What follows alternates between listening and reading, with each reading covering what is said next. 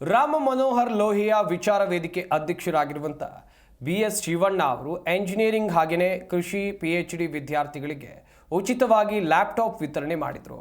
2020ರಿಂದ ಈವರೆಗೆ ಬೆಂಗಳೂರು ಸಹಿತ ರಾಜ್ಯದ ವಿವಿಧ ಜಿಲ್ಲೆಗಳ ಬಡ ಹಾಗೂ ಪ್ರತಿಭಾವಂತ ವಿದ್ಯಾರ್ಥಿಗಳನ್ನು ಗುರುತಿಸಿ ಲ್ಯಾಪ್ಟಾಪ್ಗಳನ್ನು ಉಚಿತವಾಗಿ ವಿತರಣೆ ಮಾಡ್ತಾ ಇದ್ದಾರೆ. 79ನೇ ಸ್ವತಂತ್ರೋತ್ಸವ ಹಾಗೂ ಸಂಗೊಳ್ಳಿ ರಾಯಣ್ಣ ಜಯಂತಿ ನಿಮಿತ್ತವಾಗಿ 12 ಬಡ ವಿದ್ಯಾರ್ಥಿಗಳಿಗೆ ತಮ್ಮ ನಿವಾಸದಲ್ಲಿ ಲ್ಯಾಪ್ಟಾಪ್ ಅನ್ನು ನೀಡಿದರು. ಒಟ್ಟಾರೆ ಶಿವಣ್ಣ ಇಲ್ಲಿವರೆಗೆ 490 ಲ್ಯಾಪ್ಟಾಪ್ ಅನ್ನು ನೀಡಿದ್ದಾರೆ. ವಿದ್ಯಾರ್ಥಿಗಳ ಮುಂದಿನ ವಿದ್ಯಾಭ್ಯಾಸ ಅಚ್ಚುಕಟ್ಟಾಗಿ ಸಾಗುವಂತ ಒಳ್ಳೆ ಪ್ರತಿಭಾನ್ವಿತ ವಿದ್ಯಾರ್ಥಿಗಳಿಗೆ ಈ ಸಹಾಯವನ್ನು ಶಿವಣ್ಣ ಅವರು ತಮ್ಮ ಸ್ವಂತ ಹಣದಿಂದ ಈ ಕಾರ್ಯವನ್ನು ನಿರ್ವಹಿಸ್ತಾ ಇದ್ದಾರೆ.